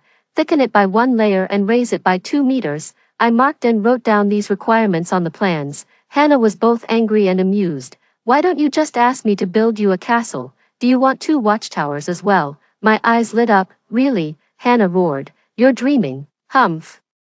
The renovation can be done as you said, but after it's finished, you have to pack your things and move in immediately. I saluted in a clumsy way. Yes, ma'am. 6. I remembered that in my past life, Jason had revealed the secret of him and his mother to me. A bracelet that he bought from a street stall actually had a planting space inside. After the apocalypse, his mother was injured once and bonded with the bracelet, so they could live so comfortably in the apocalyptic world, thinking like this. It was time for my plan to start. I changed into a dress, did my hair carefully, and put on makeup. After everything was ready, I held a bouquet of roses and came to the office building where Jason worked. When Jason's figure appeared in my sight, I walked up to him. I forced myself to smile. Would you like to be my boyfriend? I fell in love with you at first sight. 7. After that, I became Jason's extremely obedient girlfriend, doing everything I could to please him. His friends called me sister-in-law to my face, but behind my back, they called me a lapdog. Even though I knew it, I never cared. I carefully kept these things from Hannah, but she still found out. We had the most intense argument since we met. That guy is a jerk, and you still spoil him like that. I don't like the way you're so obsessed with him. Don't you have any dignity? I looked into her eyes and said word by word, Hannah, I can live without dignity, but you can't. Promise me that you won't cause trouble for him and that you won't meet him. Give me another week, and I'll tell you what I'm doing. I packed my things and went back to my small apartment in the city center, looking at the message from Jason on my phone. Baby, my mom has agreed to meet you. You have to prepare well and don't make her dislike you. I picked up my bag and went to the mall. I picked a jade bracelet with good transparency and asked the salesperson to wrap it up, of course. I had to prepare well. I took a photo and sent it to Jason. Didn't you say that your aunt has a family heirloom bracelet? Then I'll exchange this one with your aunt. She should like it, right? He replied immediately, of course, baby, you're so thoughtful. 8. Jason's family lived in a bungalow in the east of the city, near the suburbs. I turned a blind eye to the old-fashioned facilities indoors and obediently placed the fruits, cigarettes, and alcohol on the ground. Jason's mother had high cheekbones and mean-looking eyebrows and eyes. It was truly the case that one's appearance reflected one's character. At this moment, she was smiling amiably, but it made me feel nauseous because I knew her true nature. She put the fake bracelet that she had prepared earlier on my hand. Yvonne, I liked you the moment I saw you. This bracelet is our family heirloom, and I'm giving it to you. After saying that, she stared intently at the small bag on my hand. I sensibly took out the jewelry box inside, opened it, and handed it to her. Auntie, this is for you. Do you like it? Yes, I like it so much. This is definitely not a fake from a street stall. She quickly covered her mouth and looked at me nervously. I just pretended not to hear. My phone rang at the right moment, and I pretended to answer it. Doctor, what's wrong? Has my younger brother been admitted to the ICU again? Do I need to pay the medical fees again? Jason looked at me in confusion. Baby, didn't you say you were an orphan? I looked at him with teary eyes. I was originally, but I reunited with my younger brother some time ago. Under his disdainful gaze, I continued, my younger brother has leukemia, and I'm going to sell my house to treat his illness. Before Jason could speak, his mother shrieked, What, you're going to sell your house to treat your brother's illness? You're such a woman who sacrifices everything for her brother. Break up, break up. Our Jason doesn't want you anymore. She pushed me, wanting me to leave quickly, but she didn't mention exchanging the bracelet back at all. I was secretly delighted. On the surface, I looked at Jason sadly, hoping that he would speak up for me, but he turned his head and avoided my gaze. I left, looking back every few steps. 9. The moment the door closed, I finally let out a sigh of relief. It was great. I finally got the bracelet. I couldn't wait to take out an eyebrow trimmer and made up my mind to cut my finger. Seeing the blood beads well up, I quickly placed my finger on the stone bracelet, trying not to waste a single drop of blood. A strange scene appeared. The bracelet absorbed all the blood from my fingertip and turned into a small red mole that grew on the wound of my fingertip. I stroked the small mole, and the scene in front of me reversed. What I saw in front of me was no longer my small room. Instead, it was a vast expanse of black soil, with several streams of different thicknesses crisscrossing through it. It was so great. The uneasiness in my heart was completely dispelled by what I saw in front of me. My legs went weak, and I knelt down on the ground. I was really afraid that it was just a joke, or that this wasn't the bracelet. Then all my efforts in the past few years would be in vain.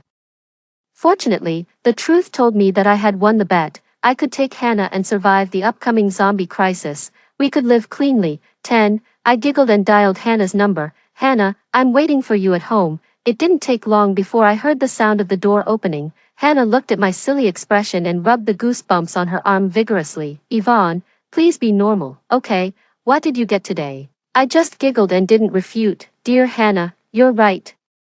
I got a huge shock. Hearing this, Hannah opened her phone. I saw her scroll to the contact list, the attending doctor of her father. I quickly pounced on her and snatched the phone away. Then I raised my hand higher, letting her see with her own eyes that her phone disappeared in my hand, then appeared, disappeared again, and then appeared again. Well, now she was also stunned. After a lot of explanation and dragging her into the space to take a few rounds, she swallowed hard and asked me in a hoarse voice, So, you're saying that you fawned over that jerk just for this? Of course, even if I were blind, I wouldn't like him. She raised her fist and hit me. Then why didn't you tell me? You made me so worried. How dare I tell her? Even though she didn't have the memories of the past life, I didn't want her to get close to that disgusting man for a single second. When we were young, she protected me, saving me from being bullied, ensuring that I had food to eat, clothes to wear, and books to read. Now it was finally my turn to protect her. I pretended to be relaxed and wagged a finger. Rich girl Hannah, being a heartbreaker is your destiny. The job of being a lapdog is not something you can do. Hannah pouted. I still think this thing is a bit useless. It doesn't deserve you spending so much time on it. At most, it can be used as a portable suitcase when traveling. Then I remembered that there was something more important that I hadn't told her, but the zombie outbreak will happen in 2 months, and then it will be very useful. Hannah's mouth opened wide in an O shape, and she touched my forehead. You don't have a fever, are you serious? A zombie crisis? That's too fantastical, isn't it? I pointed to the moist ground at my feet. So you don't think this portable space is fantastical, dear? Now, it's time for us to start stockpiling supplies. 11. We spent the whole night browsing through posts, those doomsday novels, doomsday speculations, and doomsday stockpiling guides on the internet. As long as they were popular, we read them all and summarized them. We came up with a long list: planting category, seeds of various fruits, vegetables, and fruit trees, as well as trees that grow fast and are suitable for use as firewood, seasonings such as scallions, ginger, garlic, and Chinese prickly ash, common Chinese herbal medicines, such as isatis root, honeysuckle, wolfberries, pseudo-ginseng, ginseng, etc., all kinds of flowers. Even in the apocalypse, we need some things to liven up our lives. What's more, anything can grow in the space, which is perfect for a plant killer like me. Breeding category: chickens, ducks, pigs, cows, rabbits, fish, and shrimp are the most basic. Some daily necessities such as solar chargers, flashlights, Batteries of various models, sanitary napkins, toiletries, skin care products, rice, flour, cooking oil, frozen food, frozen meat, a wide variety of snacks, medicines, barreled water, etc., all kinds of books, movies, TV dramas, variety shows, and other cultural and entertainment works. There were also some knives, crossbows, bulletproof vests, etc., that could only be bought through special channels. As soon as we got them, we put them into the space and hid them. We also stocked up several large boxes, as big as shipping containers, of clothes for all seasons. We modified several cars and stocked up enough gasoline, just in case. She also hired someone to add an extra layer of enclosure around the villa. A basement was dug, and there were 3 passages for entering and exiting it. The basement was divided into 6 or 7 rooms. One of them served as our resting place at night. A large room was turned into a cold storage to store all kinds of frozen meat. There were 2 other rooms. She didn't say what they were for, but I guessed they were reserved for her father and mother. As for the others, she said it wasn't expensive, so it was better to dig more and leave them available. Well, I'll try my best to understand the thoughts of a wealthy woman. All the doors in the villa were also upgraded. It was really a generous move. Finally, she even built 2 watchtowers that we had jokingly mentioned before. Now the villa really looks like a castle. I reminded her again that we might as well dig up all the fruits and vegetables in the yard and change it back into a flower bed. In the apocalyptic world, if there is a yard with strict security measures, if it is full of fruits and vegetables, there will surely be many people who want to break through the security and get in. But if it is planted with some useless flowers, basically no one will have such thoughts. To put it bluntly, it is to confuse those survivors.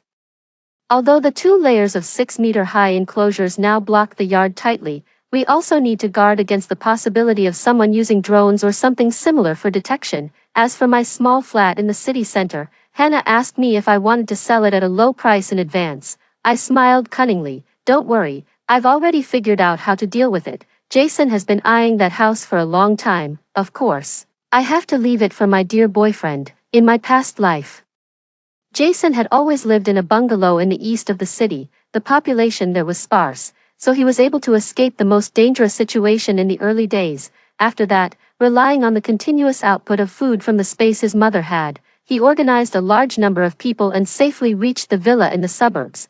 Now, he is going to live in the most densely populated area of the city. I wonder if he can still stay safe. 12. Hannah rented several long empty factory buildings in a village outside the city. This is an industrial town with many factory buildings. It is very normal for trucks to come in and out. In order to keep it secret, she didn't use her family's connections. Instead, she was afraid that she didn't have enough money, so she came up with various pretexts to take out all the money she had saved in the family. I asked her how much money she had, and the wealthy woman replied, "An amount that can't be used up in a month no matter how you spend it." I searched for the contact information of various suppliers on the internet and placed orders for truckloads of goods. Then I put the items into the space in the enclosed warehouse. With the help of money, it only took us 5 days to stockpile enough daily necessities for the 2 of us to use for 50 years. In addition, the space can continuously produce more supplies. Even if we live to be 150-year-old monsters, we don't have to worry about running out of food. After ensuring the most basic necessities, we quickly retreated and moved to the factory building in the neighboring town, which was filled with various fruit trees and flowers we had purchased. With a long sigh, we resigned ourselves to putting all the items into the warehouse and then started planting them on the planned land. When the alarm clock rang to remind us to take a rest, we had only planted about half of them. Hannah and I sat on the ground. I raised my hand and pointed into the distance. "Empress, look, this is the country I've conquered for you." Hannah got into the role immediately and smiled shyly. "Your servant thanks your majesty." 13. When we came out of the space after having enough rest, my phone kept ringing. When I opened it, I saw that they were all call reminders from Jason. Hannah snatched the phone and was about to block him, but I quickly stopped her. "Okay, don't be angry. I kept his contact information because I want to play a trick on him." I called him back, and he picked up immediately. Then an overbearing tone came from the phone. "Yvonne, you're really something. You actually dared not to answer my call." "What do you mean?" I patiently coaxed him. "Dear, I didn't mean to. I've been busy selling the house. You know, Humph, I'm here to buy the house from you. It's a one-time offer of 2 million. You go and handle the transfer with me tomorrow. I wanted to laugh in my heart. It's a school district house worth more than 5 million. He's really bargaining like using a dragon-slaying knife. But I don't care either. My goal isn't to get money. I want his life. If he really can't even afford 2 million, I'll find a way to give him the house. Dear, I agree. But you have to give me your house in the east of the city. Otherwise, my brother and I will have nowhere to live. Jason's voice was filled with ecstasy. TSK, I hope he can still be happy after the zombie outbreak. Are you really willing? That's a school district house, which is in short supply. Of course I'm serious. How can a school district house be more important than my feelings for you? Jason left a message, then see you at the Housing Administration Bureau tomorrow, and hung up the phone in a hurry. 14. The next day, at the entrance of the Housing Administration Bureau, I saw Jason and his mother with huge dark circles under their eyes. They must have been borrowing money all night. Right, what I really didn't expect was that the first thing Jason said when he saw me was, Yvonne, I asked an expert on the internet to appraise the bracelet my mom gave you. It's worth at least 200,000 or 300,000. Let's deduct that money from the house price. I almost laughed out of anger. The bracelet is indeed precious, and it can even be said to be priceless. But Jason himself told me that he bought it from a street stall. I pretended to be in a dilemma for a while. Dear, I can return the bracelet, but I pointed to the jade bracelet on his mother's hand, and the two of them fell silent. All right, I don't want that broken bracelet. Let's sign the contract quickly. 15. Jason held the newly issued property ownership certificate and couldn't stop smiling. When he saw that I was about to leave, he stopped me in a condescending manner. My mom rarely comes to the city center. You treat her to a meal to make her feel better. I sneered. Did he still want to extort a meal from me? No, thanks. I'm afraid I'll be in a bad mood after the meal. I ignored the two stunned people and turned around and left. On the way back to the factory building by car, I casually hired a construction team. I asked them to remove all the anti-theft windows and doors of the bungalow in the east of the city. The old house is of no use to me. But to prevent them from thinking of running back to the east of the city after the zombie outbreak, I still need to make plans in advance. I hummed a tune. As soon as I arrived at the factory building, I turned on the pinhole camera installed in the small flat in the city center. Sure enough, I saw that the mother and son had already gone in and were pointing around. Fortunately, I had moved all the facilities in the house clean, not even leaving the curtains and the faucet, of course. The most important thing was that I had already put the refrigerator and all the edible things into the space. I didn't even leave a single scallion or chive planted on the balcony. To be honest, if it weren't too troublesome, I would even scrape off the wall paint for them. 16. Hannah and I assembled all the materials we had bought in the space. The space was now divided into sections by the assembled fences. The animals we raised had all been put into the pens, so we didn't have to worry about them trampling on the flowers and plants in the space. We also assembled a simple house and put all kinds of furniture in it. If there is an unexpected situation, we can also live in it. We have prepared everything in terms of materials. Now there is still 1 month left before the apocalypse breaks out. It's time to deal with the emotional issues. Hannah picked up her father from the mental hospital and arranged him in the basement. The door of the room was closed tightly, leaving only a small window to observe the inside. Her parents' marriage was an arranged one, and they didn't have much emotional foundation. Her father had an affair with his secretary when he was young. After it was discovered, her mother took the opportunity to divorce and went abroad to look for her first love. After his wife left, her father realized that he had fallen in love with her. He began to imagine that she was still by his side, and in the end, he actually drove himself crazy. It's really quite bizarre. Hannah had always disliked him, but she would still visit him occasionally. Although she had already reserved rooms for her parents in the basement, she still couldn't make up her mind. It was only after I persuaded her that she agreed to bring him back. Although she hated him, I knew that Hannah still couldn't bear to watch him die. After settling her father down, Hannah dialed a phone call across the ocean. A clear and gentle female voice came from the receiver. Hello, who is this? Hannah's eyes were numb with a hint of struggle. She hadn't contacted her mother for nearly 20 years. It's Hannah. Hannah, it's you. You finally called me. Mom misses you so much. Hannah coughed twice. Since you miss me, bring uncle and come to see me. I'm going to die soon and don't have much time left. After saying that, she hung up the phone before the other side could reply. Turned on the do not disturb mode on her phone. picked up the inventory list, and started counting the supplies again, but the inventory list had already been counted several times. Sigh. I let out a long sigh. Fortunately, I'm an orphan, 17. On the morning of July 18, 2026, there was one day left before the zombie outbreak. The villa was empty and quiet. Outside the French windows, the automatic irrigation system was watering the various flowers outside the house. Each drop of water that fell was reflected by the sunlight, showing a beautiful light golden color. Everything looked peaceful and beautiful. None of us spoke. We sat with our knees hugged, quietly enjoying this moment of beauty. There were still 10 minutes left before the first zombie video would appear on the internet. It was a college student who, while shopping and having fun, found someone pretending to be a zombie. She was a big fan of The Walking Dead, and thought that the makeup and acting skills of this zombie were amazing. She immediately stepped forward and patted his shoulder, wanting to have a conversation with him. She also asked her friend to film the process from a distance, wanting to post it online to gain some popularity. The video was indeed filmed and became the most popular video on the internet. The price, however, was her life. As soon as her hand touched the other person's shoulder, that person suddenly stopped shaking and twitching. He turned around blankly and stared at her with his pale eyes. She was just about to ask what brand of colored contact lenses he was wearing, as they were so realistic, but she was bitten on the neck by the zombie, and blood spattered everywhere for a moment. The roar like that of a wild beast resounded through the street. The crowd scattered, screaming. But there were still some bold people who gathered to watch and even praised the girl. The acting is really good. It looks just like the real thing. It wasn't until a few minutes later that the girl also started twitching and shaking. The black in her eyes was replaced by gray and white, and she pounced on the crowd together with that man, 19. There were faint screams and cries coming from a distance outside the house. Because the sound insulation of the villa was so good, it wasn't clear. Hannah turned on the surveillance camera outside the courtyard wall, but she saw a hideous face covered in blood and flesh flash past the camera lens, staggering and running after a middle-aged woman in front. I recognized both of these people. One was the community security guard, and the other was the caregiver of the grandmother in the next building. Seeing that the woman was about to be caught up and she couldn't run back to the next building, she started crying and pounding on our courtyard gate. "Miss Hang, open the door. Save me."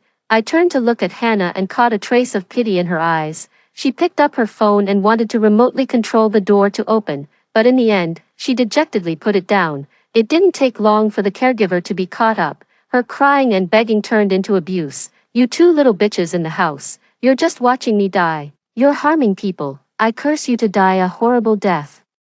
Ah, the zombie took a bite on her neck, and she couldn't speak anymore. She gasped and closed her eyes.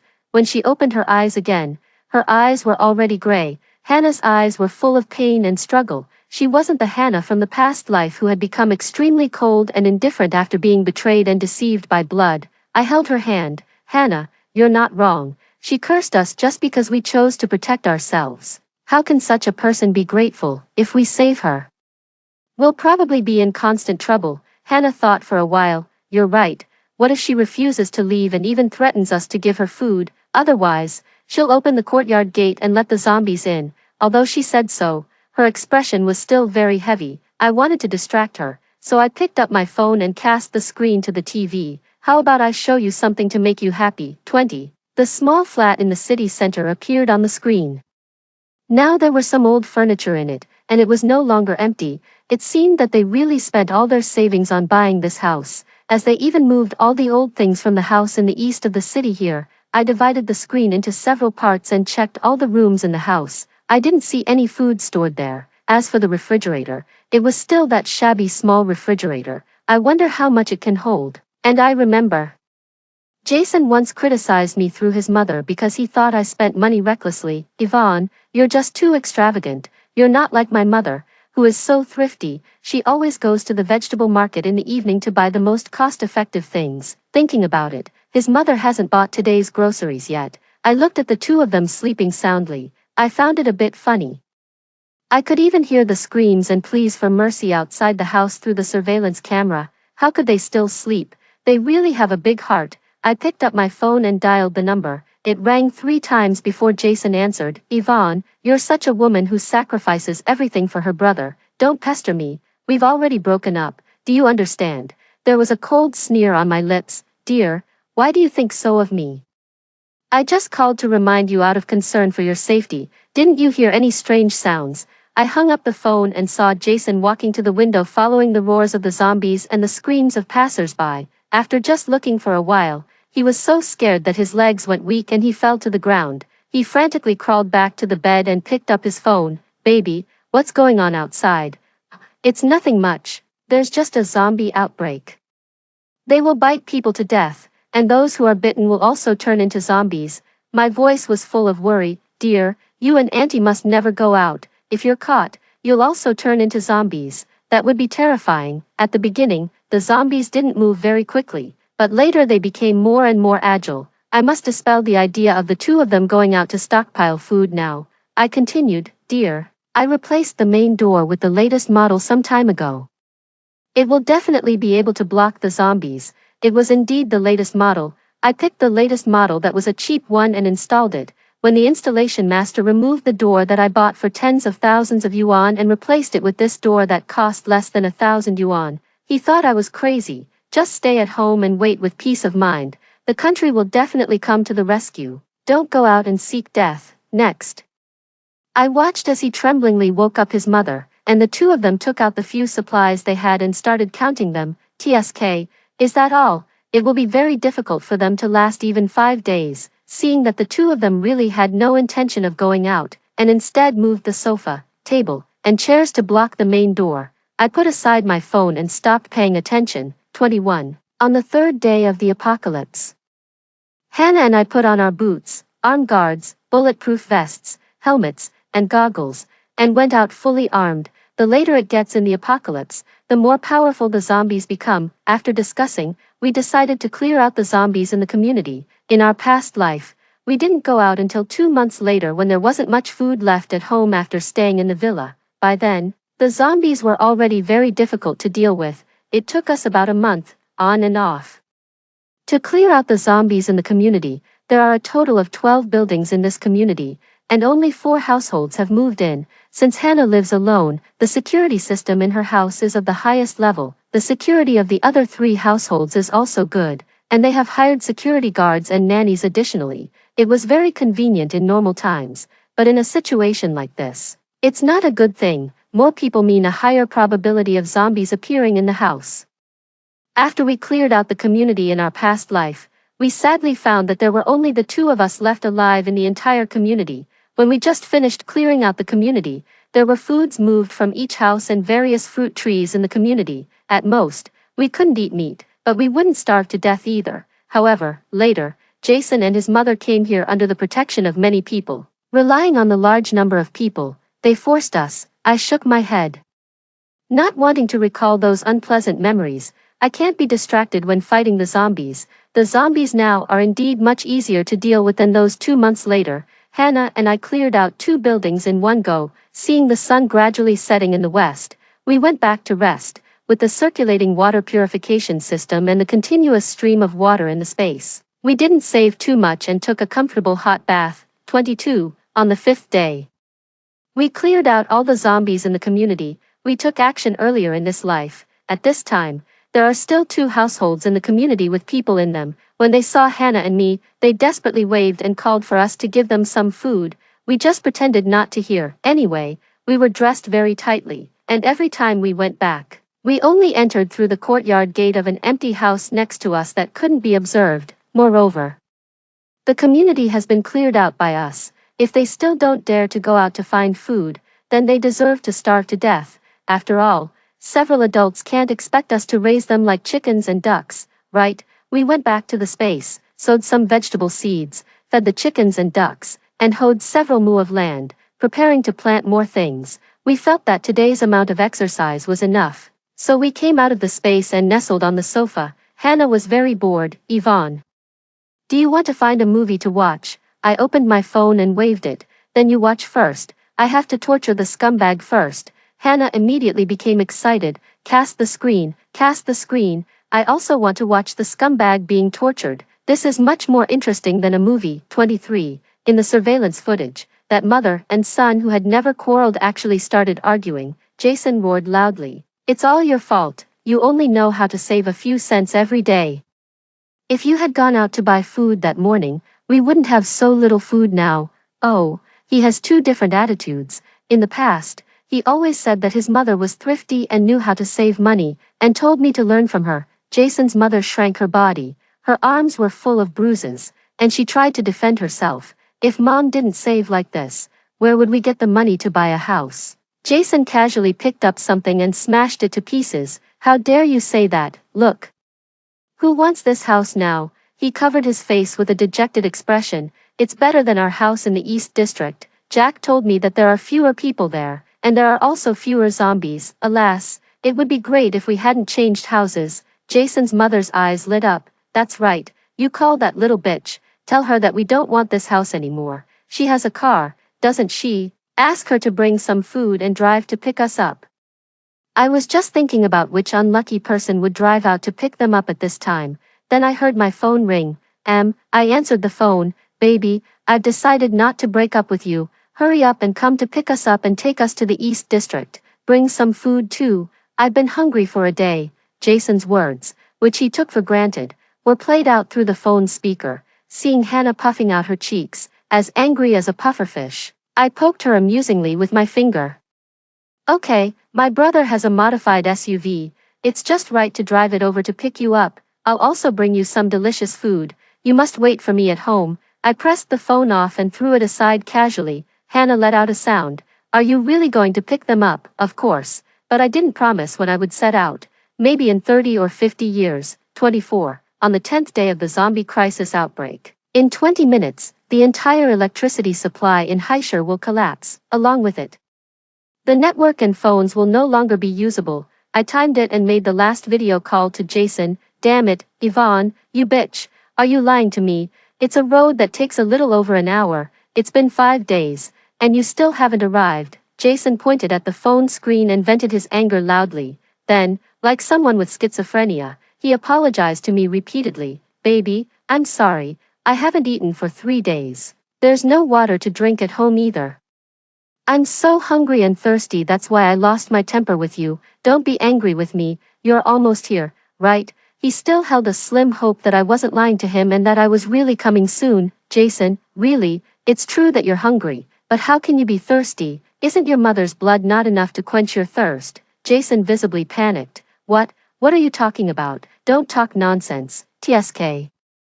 The woman who pushed Hannah and me into the group of zombies in order to avenge her son in our past life. She never expected that her dear son would treat her like this, right? He actually regarded her as a reserve food source. He hasn't touched her body yet just because he's not hungry enough. Ha ha ha, Jason, you look so despicable like this, as humble as a dog. Also, I'm just lying to you. I have no intention of picking you up at all, not just this matter. When I said I liked you and insisted on being with you, that was also a lie. In fact, I really dislike you. Tell me, in which relationship for 3 years would the boyfriend not even be able to touch a single finger of the girlfriend? I said I was religious and couldn't have physical contact with men before marriage. And you actually believed it. You're so stupid. Jason obviously didn't want to believe it. You're lying to me.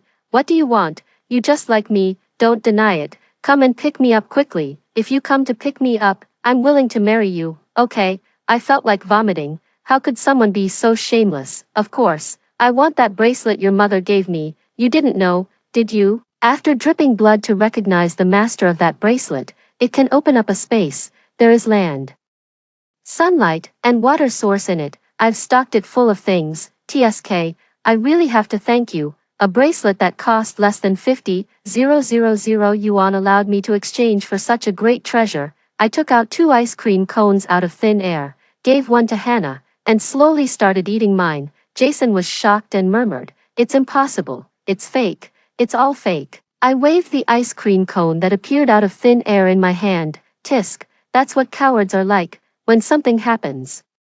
They first deceive themselves. I was too lazy to pay attention to his self-deceiving words, seeing that there were only 5 minutes left before the network would be disconnected. No, why does the phone still have battery? The sound of me singing spread further and further in the empty corridor, causing bursts of echoes. Jason frantically searched for the source of the sound, when he rushed towards the door like a madman.